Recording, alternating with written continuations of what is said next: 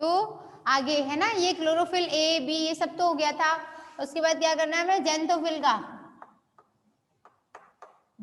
का फॉर्मूला और लिख लो आप।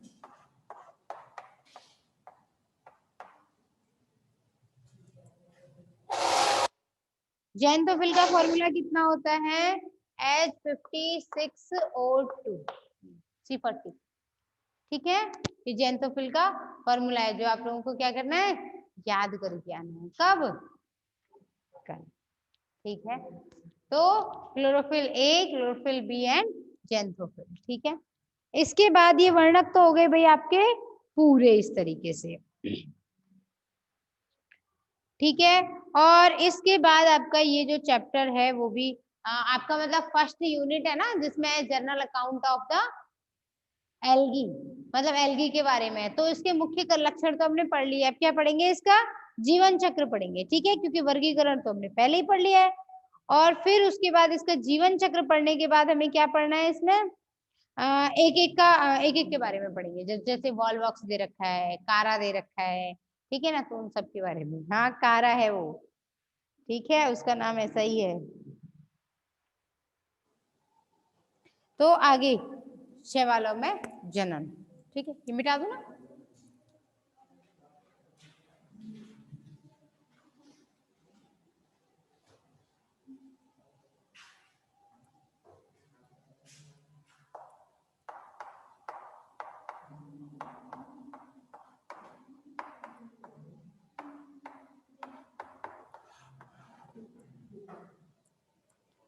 ठीक है, शैवालों में जनन तो कितनी विधियों से होगा, अलैंगिक जनन, लैंगिक जनन और कायिक जनन, 3 ही विधियां होती है ना। तो सबसे पहले कौन सा पढ़ेंगे, कायिक जनन।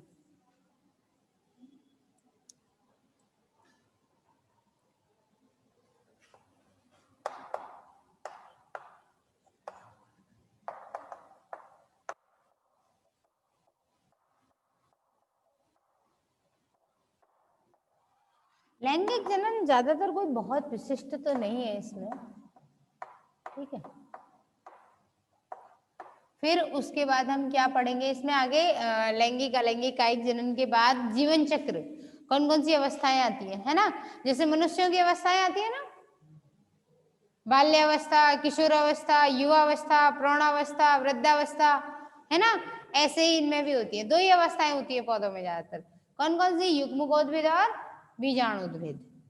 युग्मकोद्भिद अवस्था और बीजाणुद्भिद। जब छोटा बच्चा होता है, इमेच्योर होता है, तो इसको क्या बोलते हैं, युग्मकोद्भिद अवस्था, अगुणित अवस्था। जब द्विगुणित स्थिति आ जाती है, 2n कंडीशन है, गुणसूत्रों की संख्या डबल हो जाती है, तो उसे क्या बोल देते हैं, बीजाणुद्भिद अवस्था। ठीक है, कायिक, कायिक जनन की बात करें, इसमें क्या है, मतलब कोई विशेष संरचना नहीं है जनन के लिए, कोई विशेष प्रकार का बीजाणु कुछ नहीं बनेगा। जहां से जो जैसे टूट गया वहां से उसने वैसा नया बना दिया। शरीर का जो भी भाग टूट गया उसने नया बना दिया।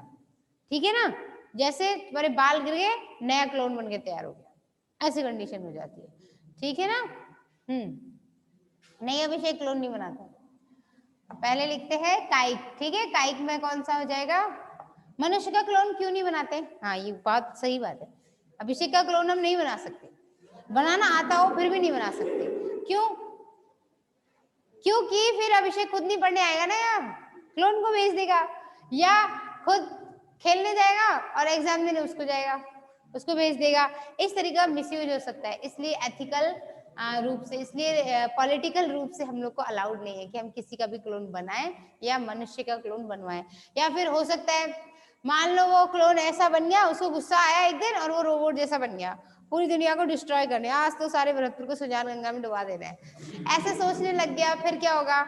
इसलिए ऐसे क्लोन नहीं बनाए जाते हैं, है ना। अब ये रजनीकांत की तरह थोड़ी ना उसको ठीक कर देगा फिर, ठीक है, इसलिए। तो आगे खंडन द्वारा कायिक जनन, इसलिए क्लोन नहीं बनाए जाते हैं। लेकिन हाँ, जो बाकी पौधे वगैरह उनके क्लोन बनाए जाते हैं, क्योंकि उनकी डिमांड ज्यादा है, जनसंख्या ज्यादा है, भूख ज्यादा है, इसलिए। तो खंडन द्वारा, ठीक है, क्योंकि ये सब कुछ आप सेकेंड ईयर में पढ़ोगे आगे जाकर के, क्लोन व्लोन सब कैसे बनेगा। ठीक है, तो खंडन के द्वारा क्या होगा, 2 खंडों, जैसे वो पौधे का क्या है, कितने खंड बन जाए, जैसे मान लो ये पूरा काय है, काय मतलब उसका शरीर है, उसकी बॉडी है, जितने टुकड़े हो गए हर टुकड़े ने नए नए शैवाल बना दिए, तो उस विधि को क्या बोल देंगे, खंडन विधि। ठीक है ना, तो खंडन विधि में कौन आ जाएगा, इसमें एग्जाम्पल लिखवा देती हूँ, क्लैडोफोरा है। क्वेश्चन है,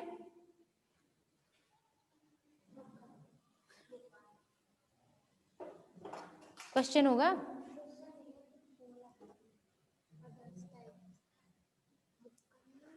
ये क्या है, म्यूकन, सॉरी प्रहलाद, ये क्वेश्चन समझ नहीं आया मुझे, नहीं आज ऑनलाइन है ना, ठीक है। म्यूकन है या क्या पूछ रहे हो, मुझे समझ नहीं आया, आप दोबारा पूछ लीजिए, ठीक है ना। तो आगे, ठीक है, क्वेश्चन है वो बच्चे का,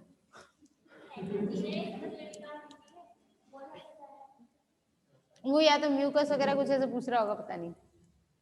खंडन, ठीक है, तो खंडन का मतलब इसमें एग्जाम्पल क्या हो जाएगा, क्लैडोफोरा।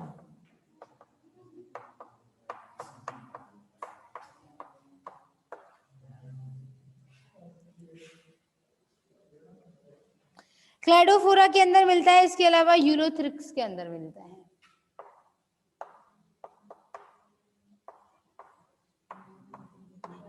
खंडन का मतलब समझ गए ना आप लोग, जितने खंड होंगे उतने नए शैवाल बन जाएंगे, ठीक है। उसके बाद आगे आता है सेल डिवीजन, कोशिका विभाजन। अच्छा, ये खंडन होगा कब, जब स्फीत दाब ज्यादा होगा। स्फीत दाब मतलब क्या होता है, पढ़ा होगा आप लोगों ने, क्या होता है,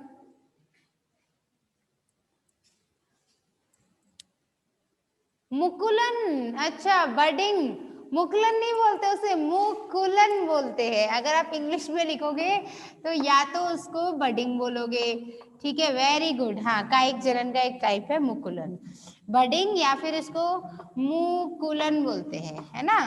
तो आपको कभी लिखना हो तो आप ऐसे लिखना,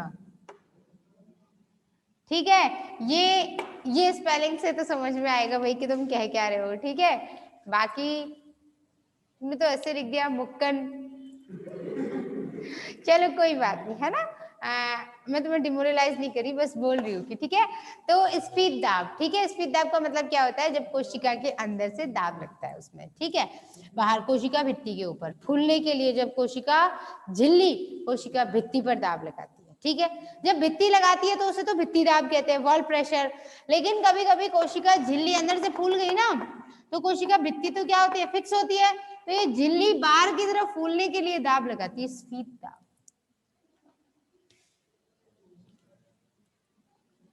इसके अलावा स्फीत दाब में अंतर हो या फिर जलधारा तेज हो, पानी आ गया बहुत तेज, बेचारा शैवाल टूट गया, टूट गया तो क्या करेगा, उसका तो मर जाना चाहिए, अस्तित्व खत्म हो जाना चाहिए, लेकिन नहीं, वही टुकड़े टुकड़े होने के बाद भी नए नए बनाने लग जाएगा, ठीक है। तो खंडन विधि हो गई, ठीक है। खंडन के बाद आगे क्या आएगा, कोशिका विभाजन।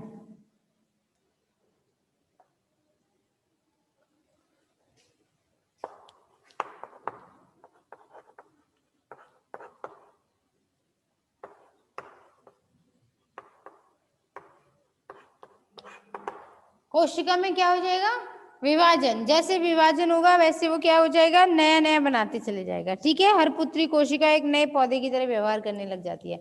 इसमें एग्जाम्पल आ जाएगा युगलीना, युगलीना। अच्छा एक बात बताओ, अब तक तो आप लोग एग्जाम्पल में EX लिखते आ रहे थे, है ना।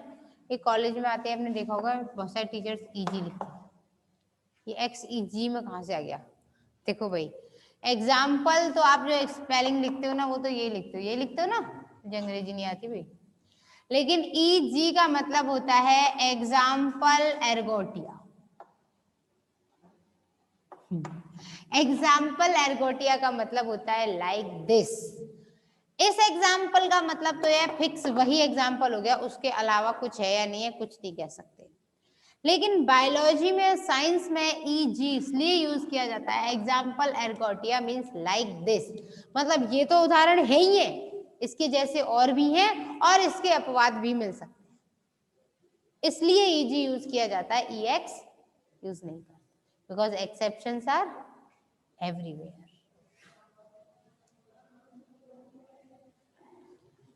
तो कोशिका विभाजन में यूग्लिना हो गया है ना, सीधे सीधे ये भाई इसकी इतनी सी कहानी, ये ऐसे होता है, ठीक है। दो है इसमें, ये कंडीशन है, दो में डिवाइड हो गया, ये इधर चला गया, ये इधर चला गया, इसने भी अपना ऐसा बना लिया, इसने भी अपना ऐसा बना लिया। लो आई बात समझ, ये कंडीशन होती है, तो इसको क्या बोलेंगे, कोशिका विभाजन, दो में विभाजित हो गई। उसके बाद अगला आता है हार्मोगोन। हार्मोगोन में क्या होता है, नील हरित शैवालों में प्रतिकूल परिस्थितियों में, देखो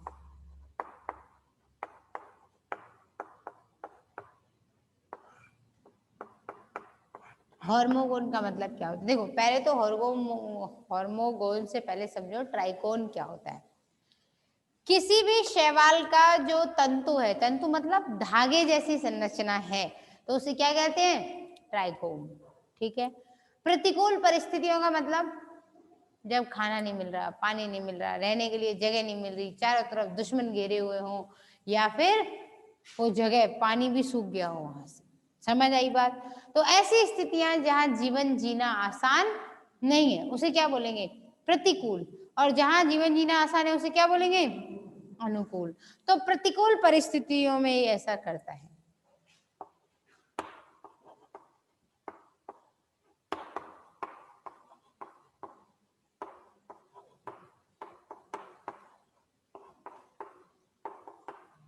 प्रतिकूल परिस्थितियों में होगा क्या, ट्राइकोम या शैवाल तंतु छोटे छोटे खंडों में टूट जाता है।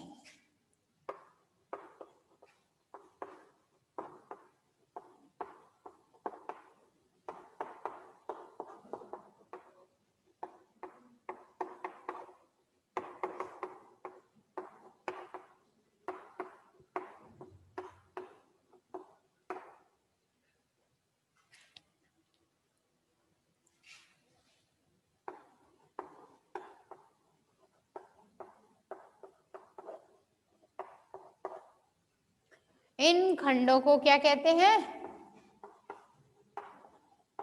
हार्मोगोन।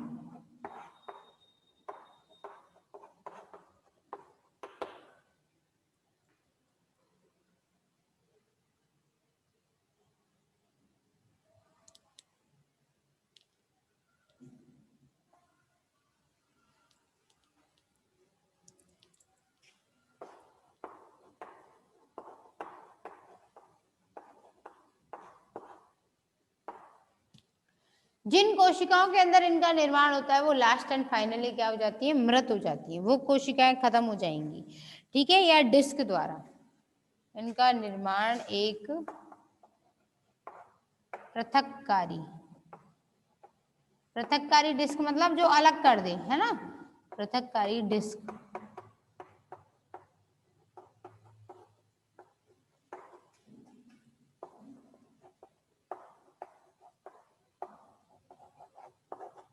या अंतर्वेशी कोशिकाओं से होता है।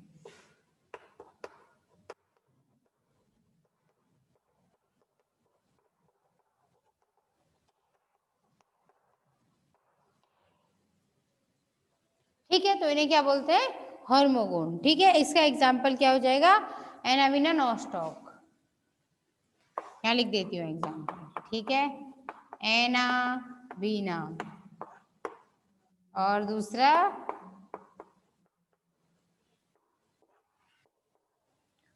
नॉस्टॉक, ठीक है। और एनाविना नॉस्टॉक ये दोनों शैवाल एक काम और करते हैं, क्या, फर्टिलाइजेशन बढ़ाने का काम करेंगे सॉइल के अंदर, है ना, खाद के साथ इन्हें इनके द्वारा बनी हुई खाद डाल दी जाती है, नाइट्रोजन का फिक्सेशन वगैरह बढ़िया करेंगे, तो उससे निर्माण हो जाएगा, ठीक है। तो ये विधि समझ में आई, पहली क्या थी, खंडन, दूसरी क्या थी, कोशिका विभाजन, तीसरी हार्मोगोन, चौथी माइलोस्टार। अब इनको बाद में लिख देंगे अपन, ठीक है ना, डिटेल में बाद में। तो आगे बात करते हैं, अगला क्या हो जाएगा, प्रोटोनीमा द्वारा, कंद द्वारा, और एमाइलम स्टार द्वारा। तो सबसे पहले चलो पहले एमाइलम स्टार पढ़ लेते हैं, ठीक है। कारा के अंदर होता है,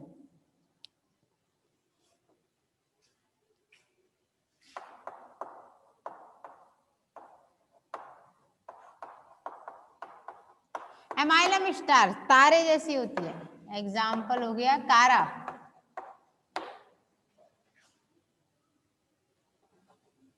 स्पेलिंग क्या होती है? CHARA, है ना, पढ़ना उसको कारा ही, चारा नहीं पढ़ना।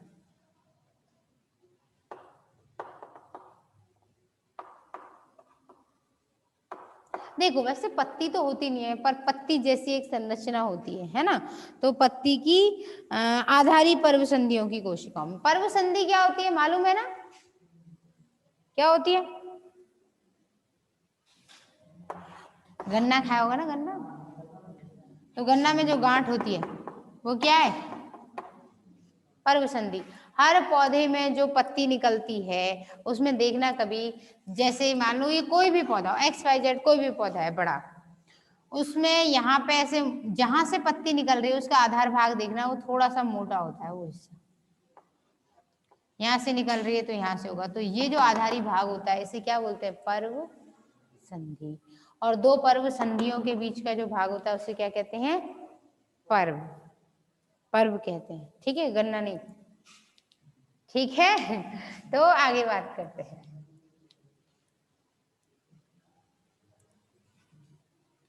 कारा में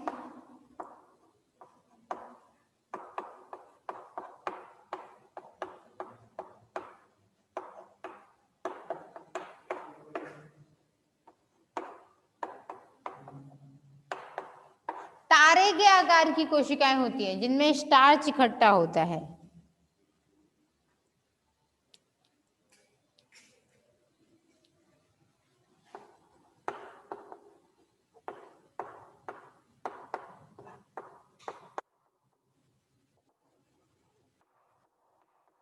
डिवीजन मतलब विभाजन, है ना, से बनती है।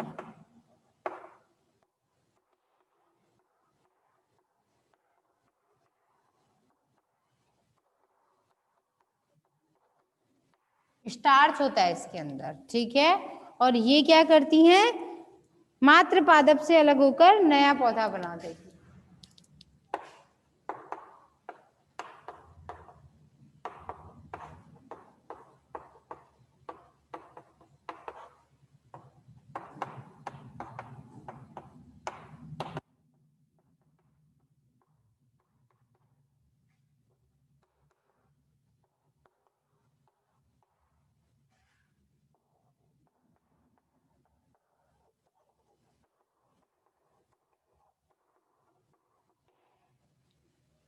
ठीक है, नया शैवाल बना देंगे। उसके बाद अगली विधि आती है, ये भी कारा के अंदर होती है, ठीक है, कंद द्वारा। और फिर प्रोटोनीमा, कारा में 3 तरीके से विभाजन होता है, ठीक है, लिख लिया? तो इसको मिटा देती हूँ, है ना। ये पुराना वाला जो है, अरे पुराना ही तो मिटाऊंगी, जो तुम लिख रहे हो वो थोड़ी मिटाऊंगी, घबरा जाते हैं बच्चे की। हाँ,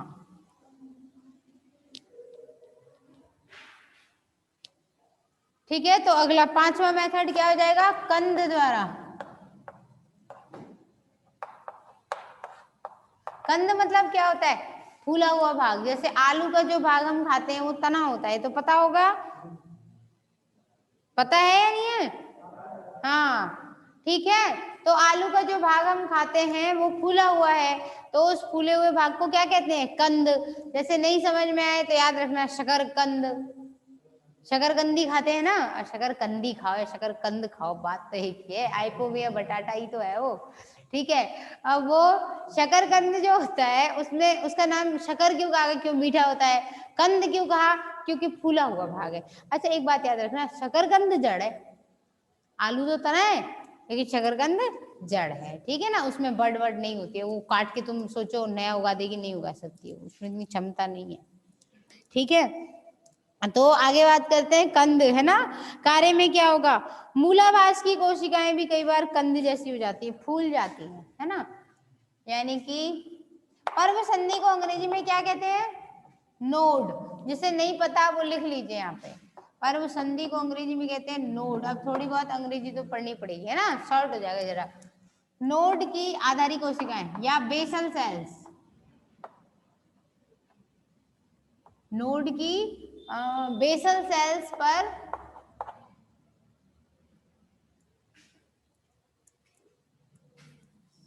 नहीं, बेसल सेल्स या क्या बोलते हैं, मूलाभास। मूलाभास को क्या कहते हैं? राइजोइड्स। राइजोइड्स क्या होते हैं? देखो भाई, एक तो होती है जड़, ठीक है, जड़ नहीं है, जड़ जैसी कोई संरचना है। कारा की संरचना ध्यान है कैसी थी?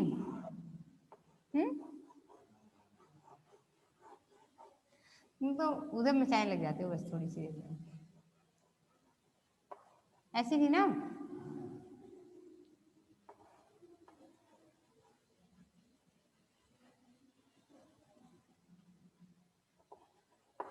यही तो थी, यही थी। तो इसमें क्या था? ये मुख्य तना हो गया, जहां से शाखाएं निकल रही हैं वहां पर्व संधियां हो गई। ये दोनों के बीच में जो भाग हो गया वो पर्व हो गया, है ना?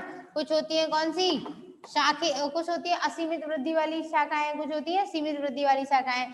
जड़ नहीं है, जड़ जैसा धागे जैसे निकले हुए हैं और इसी से अवशोषण वगैरह कर रहा है और सतह पर चिपकने में सहायता दे रही है, ठीक है। अवशोषण वगैरह की बहुत ज्यादा जरूरत होती नहीं है इनको। तो ये जो संरचनाएं हैं ये मूल नहीं है, मूल का आभास है, यानी जड़ नहीं है। ऐसा लग रहा है कि शायद जड़ है, तो उसे क्या कहते हैं? राइजोइड्स या मूलाभास।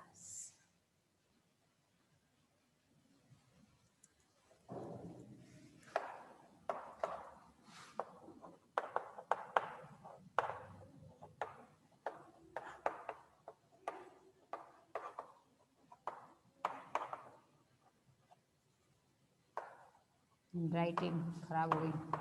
फूली हुई सेल्स क्या करती हैं? नया पादप बना देती है या नया एल्गी बना देती है।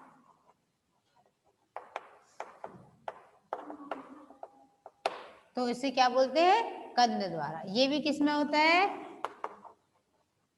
कारा, ठीक।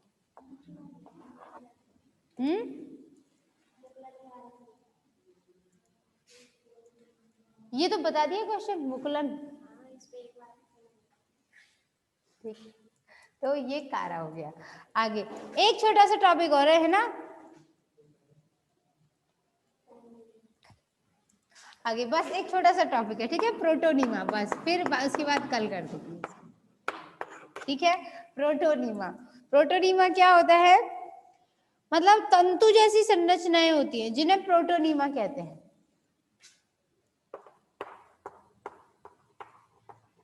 तंतुवत संरचना, ठीक है, जो कैसी होती है? जनरली एन टाइप की होती है, मतलब अगुणित होती है, ठीक है।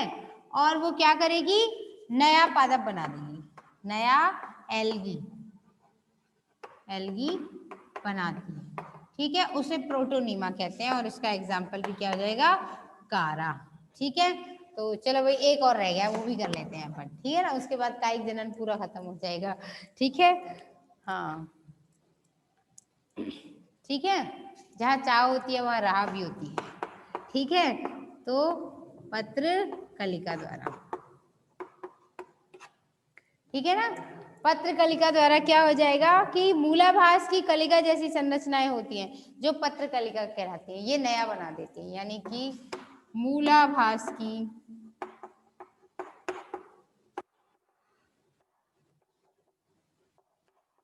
कलिका कोशिका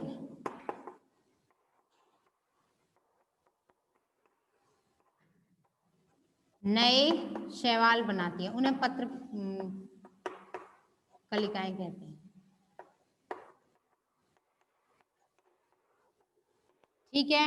इसका एग्जाम्पल जो है पत्र प्रकलिका का, ये भी कारा ही है। इसमें इतने तरीके से सेल डिवीजन होता है, ठीक है। आगे बात समझ में, बाकी की कहानी कल,